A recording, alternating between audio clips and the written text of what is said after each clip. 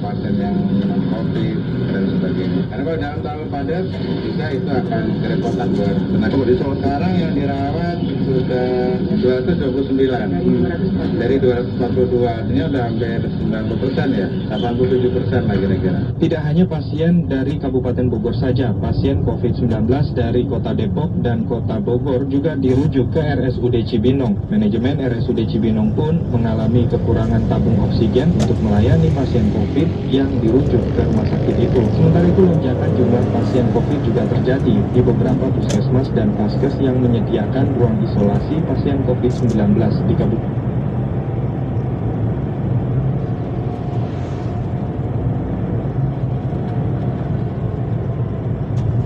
Berbeda-beda setiap rumah sakit sih, karena kan Cibinong lebih banyak, ya kita mungkin lebih banyak, tapi kan ada RSUD 4, itu kita targetnya di RSUD dulu, di tingkat kebersihan. Kalau di rumah sakit swasta mungkin lebih kecil, tapi di RSUD karena kita sudah yang sakit diangkut, segala sakit diangkut di rumah sakit itu ya. Rumah sakit swasta itu ada 29, kalau kalau RSUD 4, oke, ya ada jadi ya cukup. Sementara itu, upaya gerakan vaksinasi massal untuk warga Kabupaten Bogor masif dilakukan. Bahkan setiap Selasa dan Kamis di Stadion Pakansari serta kantor desa di masing-masing kecamatan yang ada, serta pengetatan PPKM Mikro di desa dan kelurahan yang masuk zona merah pandemi COVID-19. Saudara, Kementerian Kesehatan mengubah 3 rumah sakit khusus di DKI Jakarta sebagai rumah sakit rujukan COVID-19. Menurut juru bicara Kementerian Kesehatan, Siti Nadia Tarmizi, keputusan tersebut diambil berdasarkan pemantauan meningkatnya kasus terkonfirmasi positif COVID-19 harian, serta untuk menambah kapasitas perawatan pasien dengan gejala sedang hingga berat. Laporan Pradika Rahadi. Terutama di daerah Jakarta. Lonjakan kasus aktif harian COVID-19 diprediksi masih akan terjadi hingga awal Juli mendatang.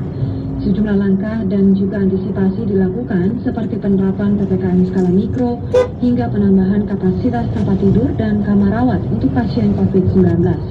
Untuk itu Kementerian Kesehatan mengkonversi 3 rumah sakit khusus di Ibu Kota DKI Jakarta untuk rujukan COVID-19, yaitu RSPI Sulianti Saroso, RSPU Persahabatan, dan RSPU Fatmawati. Juru bicara Kementerian Kesehatan Siti Nadia Tarmizi dalam keterangan pers virtualnya pada Kamis petang mengatakan, keputusan tersebut diambil berdasarkan pemantauan peningkatan kasus terkonfirmasi positif COVID-19 per hari, serta untuk menambah kapasitas perawatan pasien dengan gejala sedang hingga berat. Diharapkan dengan mengkonversi ketiga rumah sakit ini menjadi rumah sakit yang memberikan pelayanan full untuk kasus COVID-19, ini akan membantu semakin menambah ketersediaan untuk tempat perawatan. Sementara itu, Direktur Utama RSPI Sulianti Saroso, Dr. Muhammad Syahril mengatakan penambahan tempat tidur, ruang ICU, dan non-ICU selaras dengan penambahan tenaga kesehatan di rumah sakit tersebut.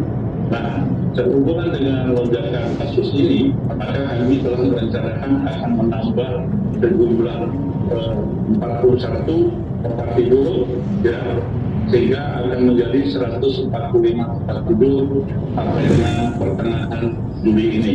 Nah, mudah-mudahan dengan penambahan tempat tidur ini akan menampung lebih banyak baik yang di ICU maupun yang di non-ICU. Sedangkan di RSPU Persahabatan, Dr. Muhammad Syahril selaku PLT Direktur Utama mengatakan pihaknya akan merencanakan 4 tahapan penambahan tempat tidur sebagai transisi dari yang hanya untuk perawatan umum berubah menjadi rumah sakit khusus penanganan COVID-19. Nah, dengan lonjakan ini kami telah merencanakan penambahan tempat tidur dengan 4 tahap. Karena adanya perubahan ruangan yang biasa menjadi ruangan isolasi, tentu saja membutuhkan teknis-teknis agar ruangan itu memenuhi persyaratan isolasi. Nah, harapannya kita akan mencapai 90% di akhir Juli ini. Adapun PLT Dirut Rumah Sakit Fatmawati, Dr. Azhar Jaya mengatakan pihaknya akan meningkatkan kapasitas tempat tidur menjadi 350 buah atau sebanyak 70% dari kapasitas tempat tidur sebelumnya. Dan kami sudah ditugaskan oleh Bapak Menteri Kesehatan untuk segera meningkatkan kapasitas tempat tidur kami menjadi 350 tempat tidur atau kurang lebih sekitar 70%. Untuk diketahui, kasus positif COVID-19 harian kini sudah bertambah sebanyak lebih dari 20.000 kasus.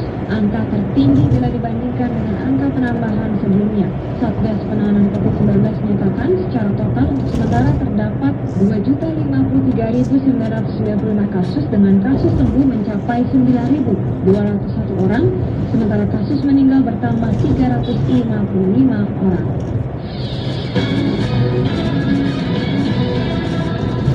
Pelaksanaan vaksinasi massal di Gedung Sunan Pandanaran Komplek RSPD Klaten diwarnai dengan terjadinya kerumunan warga yang akan menjalani vaksinasi. Dari RRI Surakarta, Adam Susanto melaporkan.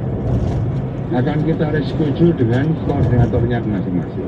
Vaksinasi terhadap warga Klaten yang berlangsung di Gedung Sunan Pandanaran Komplek RSPD Klaten terjadi antrian panjang, bahkan menimbulkan kerumunan. Vaksinasi massal itu diselenggarakan oleh 3 pilar di Klaten, yakni pemerintah Kabupaten Klaten, Kodim Klaten, dan Polres Klaten. Kepala Bidang Pencegahan dan Pengendalian Penyakit Dinas Kesehatan Kabupaten Klaten, Anggit Budiarto, kepada wartawan mengatakan antrian panjang itu terjadi karena adanya kurang koordinasi antara Dinas Kesehatan dengan Forum Kebersamaan Umat Beriman FKUP bersamaan. Agar tidak terjadi antrian yang lebih panjang, Dinas Kesehatan langsung membubarkan antrian tersebut. Sehingga jadwal vaksin kami yang sekiranya harusnya jam 8 sudah mulai, akhirnya bisa mulai harus jam sekitar setengah 10. Mundurnya waktu sekitar 1,5 jam ini kan akhirnya berdampak pada jadwal-jadwal berikutnya. Dengan adanya mundur ini kan yang jadwal masuk yang ke jam 10 akhirnya mundur lagi, akhirnya yang di depan terjadilah suatu antrian. Saya selalu kepala bidang melihat situasi ini kan kontraproduktif, akhirnya saya memutuskan untuk membubarkan barisan yang ada di sini. Anggit Budiarto mengatakan pihaknya akan melakukan penjadwalan ulang terkait dengan pelaksanaan vaksinasi tersebut dengan koordinatornya masing-masing. Anggit menyebut mereka yang datang tersebut sebenarnya sudah terdaftar, namun yang belum ada dalam list hanya dari FKUP Kebersamaan. Sementara Ketua FKUP Kebersamaan Pendeta Wahyu Nirmala ketika dikonfirmasi RRI mengatakan pihaknya juga akan melakukan klarifikasi untuk mencari letak miskomunikasi yang terjadi. Klarifikasi ya, kami akan tanda sama teman-teman dulu, karena kami juga berpati mencari di mana letak misnya. Pelaksanaan vaksinasi yang dilakukan secara massal tersebut berlangsung selama 5 hari dan setiap harinya akan menyasar 1.000 orang. Beralih ke informasi dari luar negeri, otoritas Selandia Baru tidak menemukan kasus baru COVID-19 dalam tes terhadap 7.000 warga hari Rabu lalu. Tes dilakukan setelah ditemukannya kasus turis asal Australia yang positif COVID-19 setelah pekan lalu berkunjung ke Selandia Baru. Laporan Retno Mandasari. Starting with the good news first, there are no Selandia Baru mengkonfirmasi tidak ada kasus COVID-19 setelah ditemukannya kasus positif COVID-19 pada seorang turis asal Australia yang baru kembali dari ibu kota Wellington. Menteri Tanggap COVID-19 Chris Hipkins mengatakan hasil itu diperoleh dari tes massal yang dilakukan terhadap 7.000 warga dengan sekitar 2.100 orang di kota Wellington yang sempat dikunjungi oleh turis asal New South Wales, negara bagian Australia, Rabu 23 Juni. Tidak ada kasus positif di masyarakat untuk dilaporkan. Hampir 7.000 tes diproses kemarin di mana sekitar 2.100 warga berada di wilayah Wellington. Itu sekitar 5 kali jumlah tes yang diproses sehari sebelumnya. Meski demikian, Hipkins memastikan tes COVID-19 akan terus berlangsung di seluruh wilayah, utamanya di ibu kota Wellington. Bagi warga yang tidak bisa melakukan tes, disarankan untuk tetap berada di dalam rumah dan melakukan isolasi mandiri. Kami berharap Anda melakukan ribuan tes lagi di seluruh wilayah Wellington hari ini dan besok. Jika Anda tidak bisa mendapatkan tes hari ini, silakan tinggal di rumah dan isolasi. Jika Anda termasuk dalam kategori orang yang perlu menjalani tes, tetap di rumah dan isolasi, dan kemudian dites esok harinya. Dirjen Kesehatan Selandia Baru Ashley Robin Bloomfield menjelaskan, menurut otoritas kesehatan di New South Wales, kemungkinan besar turis yang berkunjung ke Wellington tertular COVID-19 dari Sydney. Kemarin pejabat kesehatan di New South Wales, seperti yang saya jelaskan, menegaskan jika tautan epidemiologis orang yang dites positif di sini dan bepergian selama akhir pekan ke Wellington dalam pandangan epidemiologis berhubungan dengan klaster di Sydney. Pemberlakuan level 2 di ibu kota Wellington akibat ditemukannya kasus seorang turis dari Sydney ke Wellington, kemudian dinyatakan positif COVID-19 saat kembali ke negara bagian New South Wales, Australia, Sabtu 19 Juni. Kasus COVID-19 di Selandia Baru sendiri saat ini berjumlah 2.723 kasus dengan 23 kematian. Dari jumlah itu, hampir 90% sembuh setelah diisolasi. Selandia Baru telah mengklaim bebas COVID-19 pada November 2020.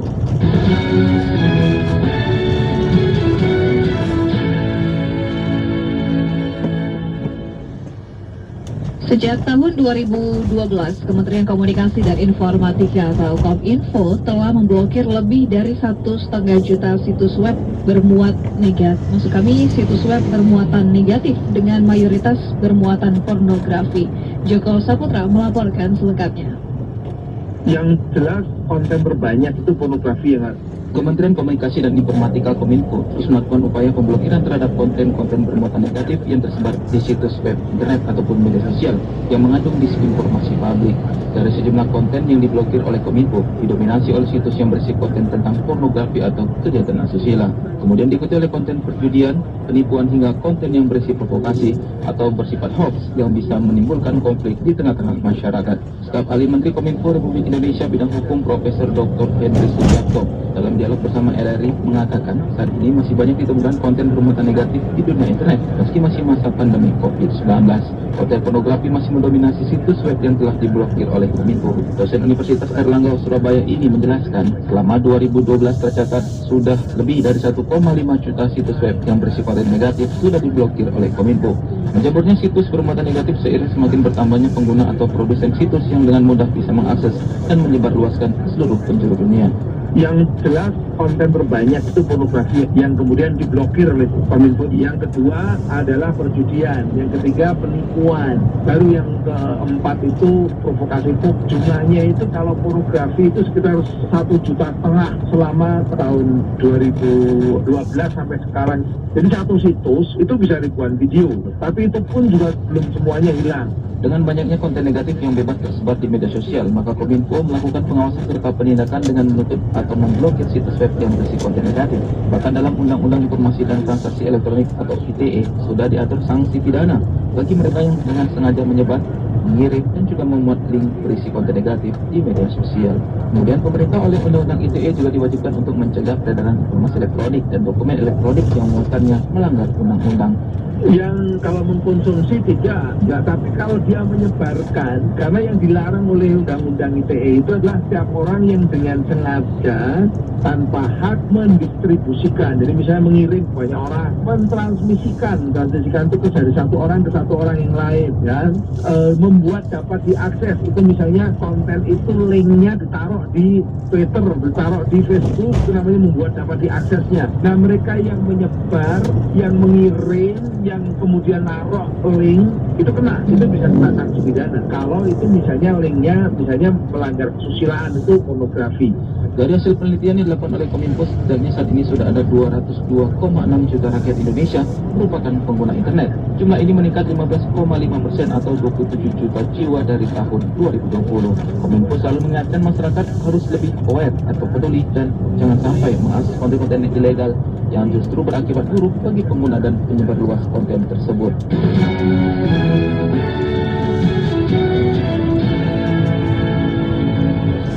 Terima kasih Anda masih mendengarkan Warta Berita Produksi Radio Republik Indonesia. Pemerintah melalui Kementerian Bidang Politik, Hukum, dan Keamanan memfasilitasi penandatanganan surat keputusan bersama antara Kementerian Komunikasi dan Informatika, Kejaksaan Agung, serta Polri terkait pedoman implementasi sejumlah pasal dalam Undang-Undang ITE karena kerap disebut sebagai pasal karet. Informasi tersebut kami hadirkan dalam sesi laporan khusus Pro 3 yang disampaikan Niar Abdul Litiloli. Laporan khusus.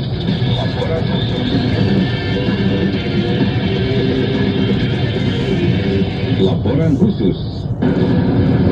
Tentang perubahan atau Menteri Koordinator Bidang Politik Hukum dan Keamanan Menko Polhukam Mahfud MD baru saja menggelar penandatanganan surat keputusan bersama SKB yang melibatkan Menteri Komunikasi dan Informatika Johnny G. Plate, Jaksa Agung ST Burhanuddin dan Kapolri Jenderal Polisi Listio Sigit Prabowo. SKB ini terkait pedoman implementasi sejumlah pasal dalam Undang-Undang Informasi dan Transaksi Elektronik ITE. Menko Polhukam menyebut, penandatanganan SKB ini merupakan tindak lanjut dari rapat Kabinet Internal pada 8 Juni 2021, di mana rapat tersebut memutuskan revisi terbatas Undang-Undang ITE dan pedoman implementasi sejumlah pasal dalam Undang-Undang ITE yang kerap disebut pasal karet dan telah memakan banyak korban. Beberapa pasal Undang-Undang ITE, pasal 27, 28, 29, 36. Ya, tadi sudah ditandatangani, yang pada prinsipnya itu ingin merespons suara masyarakat bahwa Undang-Undang ITE itu kerap kali makan korban karena dinilai mengandung pasal-pasal karet sehingga menimbulkan kadang-kala kriminalisasi, kadang-kala diskriminasi dan sebagainya. Sehingga responnya ada dua tadi, revisi terbatas dan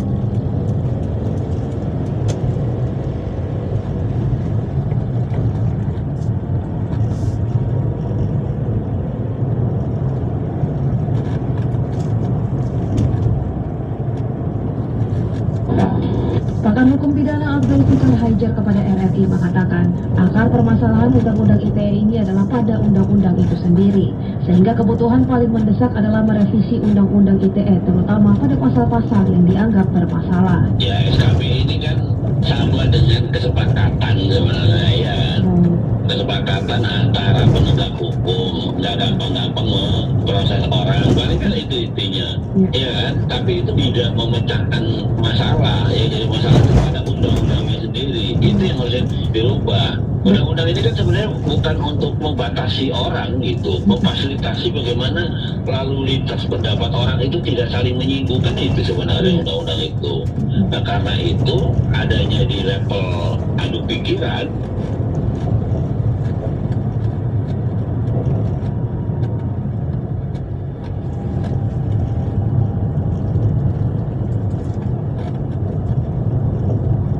Itu nggak ada ceritanya nahan orang gitu, diadukan jadi pidana kemudian orang ditahan gitu, itu nggak demokratis gitu, itu justru membunuh kebebasan orang untuk berpendapat. Fikar menambahkan, revisi Undang-Undang ITE juga akan membantu proses demokrasi berjalan lebih baik, agar masyarakat bebas menyampaikan pendapatnya di depan publik yang menjadi nafas dari proses demokrasi. Betul, kalau menurut saya ancaman hukuman yang lebih 5 tahun itu diturunkan, itu menjadi 4 tahun, artinya menurut hukum acara pidana nggak bisa ditahan, gitu loh. Jadi jangan main tahan itu menjadi bikin ini trauma orang, ketakutan orang gitu. Akhirnya kan karena takut ditahan orang nggak berani berpendapat, gitu. Padahal inti demokrasi itu di situ gitu. Sementara itu, pakar telematika Abimanyu Wahyu Hidayat menuturkan bahwa permasalahan Undang-Undang ITE adalah pada relevansinya. Pasal-pasal dalam Undang-Undang ITE disebut tidak lagi mampu merepresentasi kemajuan dan perkembangan teknologi yang terus berubah. Maka Abimanyu berpendapat, jika tidak ingin ada korban lagi akibat penerapan pasal yang tidak relevan, maka undang-undang ini perlu terus diperbaharui secara berkala, mengikuti perkembangan teknologi. Iya, karena apa? Dasarnya undang-undang itu bikin undang-undang yang gedenya, kemudian kita harusnya mempunyai suatu undang-undang acuan gede, ya, yang dimana sesuatu patokan dasar harus kita benarkan. Tetapi yang kecil-kecil itu sifatnya permen yang bukan merevisi, tapi kita sekarang harusnya memperkaya. Kalau masih bisa diperkaya, undang-undangnya diperkaya. Tetapi kalau sudah kuno, jangan dipakai lagi. 2008 sampai sekarang 2011 sama 2021 udah lama sekali. Masa pakai undang-undang yang kuno terus kayak gitu, karena lagi udah beda jauh. Berdasarkan SKB yang ditandatangani, terdapat 4 pasal yang menjadi sorotan pemerintah untuk diperhatikan secara seksama. Di antaranya adalah pasal 27 ayat 1 hingga 4, pasal 28 ayat 1 dan 2, dan pasal 29 serta pasal 36. Berikut pendengar, kami hadirkan tanggapan masyarakat mengenai surat keputusan bersama Menteri Komunikasi dan Informatika, Jaksa Agung dan Kapolri mengenai pedoman implementasi Undang-Undang ITE. Nama saya Rehan dari Jaktim. Saya pribadi tidak begitu menguasai undang-undang IT, Tapi menurut saya ini usaha yang cukup baik dari pemerintah agar tidak ada lagi orang-orang yang dipidanakan dengan mudah karena dianggap melanggar salah satu pasal tersebut.